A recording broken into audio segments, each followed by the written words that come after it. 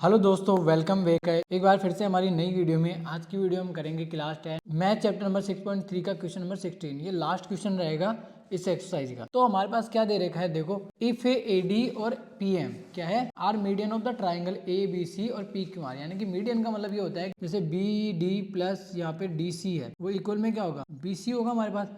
अब आपको पता है मीडियन है, तो मीडियन का मतलब क्या होता है, आधा आधा करते हैं दोनों को, तो दोनों का नाम यानी कि B D equal to D C आप कर सकते हो। तो मैं यहाँ पे बी डी लिख देता हूँ, B D plus B D equal to कितना हो गया, बी सी हो गया। यहाँ पे 2 बी डी हो जाएगा इक्वल में बी सी, और बी डी इक्वल टू क्या आ गया, बी सी अपॉन में 2। सेम इसी के साथ भी ये प्रोसेस हम कर सकते हैं। तो मैं यहाँ पे इरेज कर रहा हूँ, फिर आगे हम समझते हैं क्या करना है। ठीक है, तो ये हमारे को गिवन में दे रखा है, ये चीज का हमारे को ध्यान रखना है। उसके बाद में हमारे को respectively where A B C और पी क्यू आर आपस में सिमिलर है, तो हमारे को प्रूव करना है ए बी अपॉन में पी क्यू और ए डी अपॉन में पी एम करना है। ठीक है, तो बिल्कुल आसानी से हो जाएगा, कोई भी दिक्कत नहीं होगी।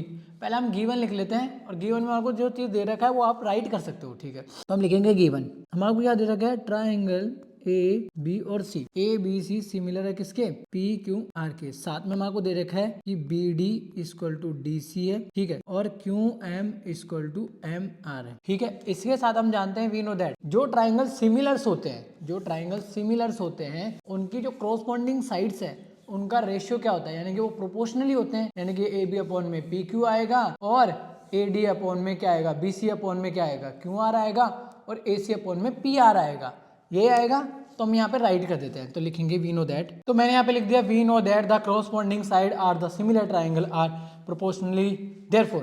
देयरफॉर का मतलब हम आगे बता रहे हैं कि ये चीज हमारी ऐसे होने वाली है। तो देखते हैं, ए बी अपॉन में क्या लिख सकते हैं, पी क्यू राइट कर सकते हो। इक्वल में हम क्या कर सकते हैं, ए सी अपॉन में क्या कर सकते हो, पी आर कर सकते हो। इक्वल में बी सी अपॉन में क्यू आर राइट कर सकते हैं। ठीक है, इतना हमने समझ लिया। अब इसी के साथ में हम ये भी जानते हैं कि सिमिलर साइड तो प्रोपोर्शनली होती है, लेकिन उनके कॉरस्पॉन्डिंग एंगल्स भी क्या होते हैं, इक्वल होते हैं। तो हम क्या बोल सकते हैं, यहाँ पे हम बोल सकते हैं एंगल ए इक्वल में क्या हो गया, एंगल पी हो गया। ठीक है, और एंगल बी इक्वल में क्या होगा, एंगल बी इक्वल में क्या होगा, एंगल क्यू होगा, और एंगल सी इक्वल में एंगल आर होगा कि नहीं होगा, होगा।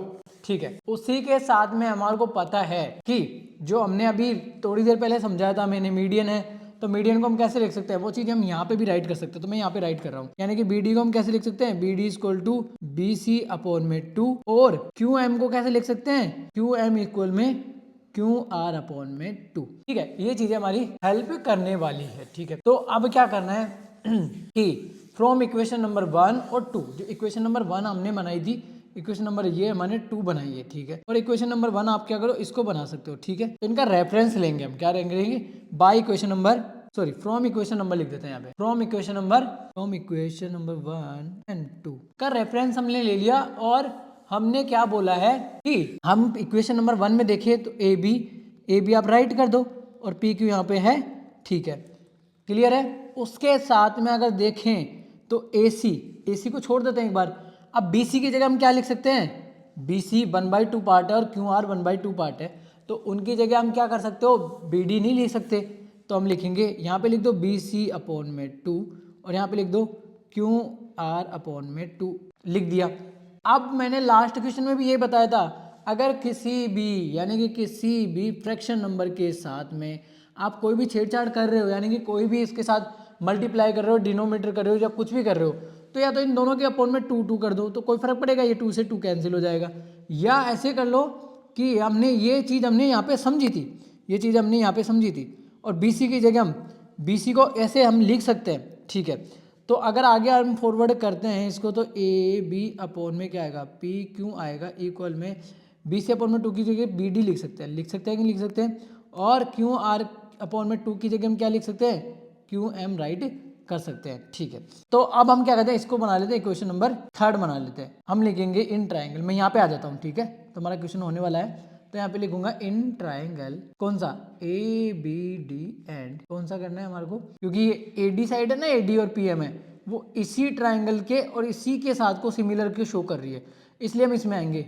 और यहाँ पे P Q M, triangle A B D and P Q M में क्या बोलोगे कि बाय इक्वेशन नंबर, सॉरी सबसे पहले तो ये लिखो कि जो ए बी है वो पी क्यू के साथ में और बी डी है वो किसके साथ में, क्यू एम के साथ, बाय इक्वेशन नंबर थर्ड। ठीक है, उससे हमने बोल दिया। ठीक है, बाय इक्वेशन नंबर थर्ड से हमने बोल दिया। ठीक है, उसके साथ में अगर देखो तो गिवन में हमारे को दे रखा था दोनों ट्राइंगल क्या सिमिलर है, तो सिमिलर होने से हमारा क्या हो गया, एंगल बी इक्वल में हमारे पास क्या हो गया, एंगल क्यू। बोलो लिखो बाय गिवन। ठीक है, अब हमारे पास क्या हो गया, कौन सा हो गया, बाय रूल।